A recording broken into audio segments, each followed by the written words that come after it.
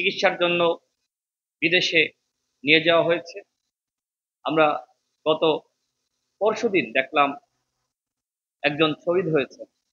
অর্থাৎ শহীদের তালিকা প্রতিদিনই বাড়ছে। প্রতিদিন আমরা শহীদের তালিকা লম্বা হতে দেখছি। ইতিমধ্যে দেখলাম যে 4 জন তারা অভিযোগ করছে সুচিকিৎসা পাচ্ছে না, এই জন্য বিষ পান করেছে। যদিও আসলে এই ঘটনা কতটুকু সত্য আমরা কেউই জানি না, কারণ পরবর্তীতে তারা ডাক্তারের সাথে বা হাসপাতাল কর্তৃপক্ষের সাথে কোনো আলোচনা না করেই হাসপাতাল ছেড়েছেন। আসলে এর পিছনের রহস্য কি? আমি একটি ঘটনা বলতে চাই। পিজি হাসপাতাল, সেখানকার কয়েকজন আহত যোদ্ধা, আপনারা জানেন যে আমাদের গণ অধিকার পরিষদের সহসভাপতি ফারুক হাসানের উপরে শহীদ মিনারে আহত নামধারী কয়েকজন হামলা করেছে।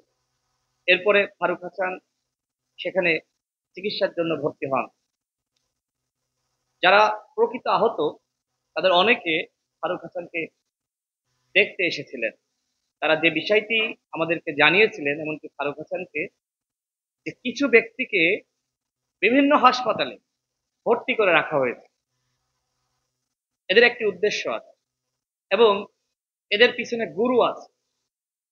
উদ্দেশ্য একটাই, যখন নির্বাচনের আলোচনা আসবে তখন এদেরকে সামনে ফেলে দেওয়া হবে, বলা হবে কিসের নির্বাচন, আমরা এখনো পর্যন্ত হাসপাতালের বিছানায় কাতরাচ্ছি আর তোমরা নির্বাচন নির্বাচন করো।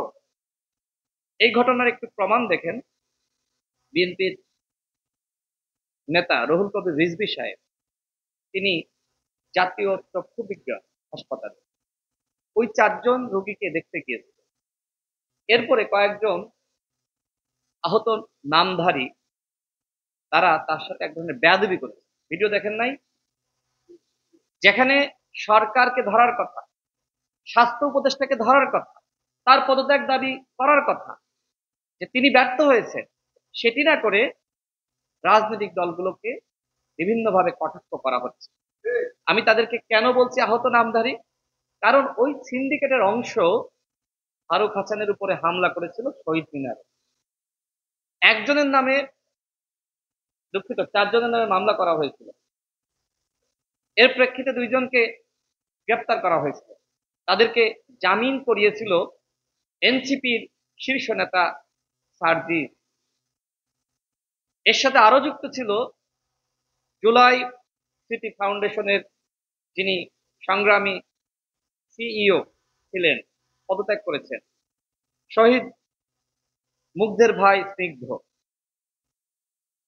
আমি এই জন্যই বলছি যে নির্বাচন নিয়ে আবু হানিফ যে সংখ্যার কথা বলেছেন, হ্যাঁ, একটি সংখ্যা, একটি ষড়যন্ত্র আছে।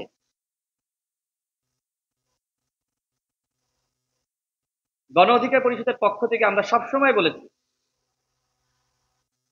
3টি রোডম্যাপ প্রকাশ করতে হবে: গণহত্যার বিচারের রোডম্যাপ, নির্বাচনের রোডম্যাপ, রাষ্ট্র সংস্কারের রোডম্যাপ। দেখেন, সরকার সর্বশেষ জাতীয় সংলাপ করলো, সেখানেও সরকার একই কথা বলেছে। কি কথা? বিচার, সংস্কার, নির্বাচনের রোডম্যাপ। রাজনৈতিক দলগুলো, তাদের পক্ষ থেকে বলা হয়েছে যে আপনারা একটি সম্ভাব্য ডেট বা একটি রোডম্যাপ প্রকাশ করেন।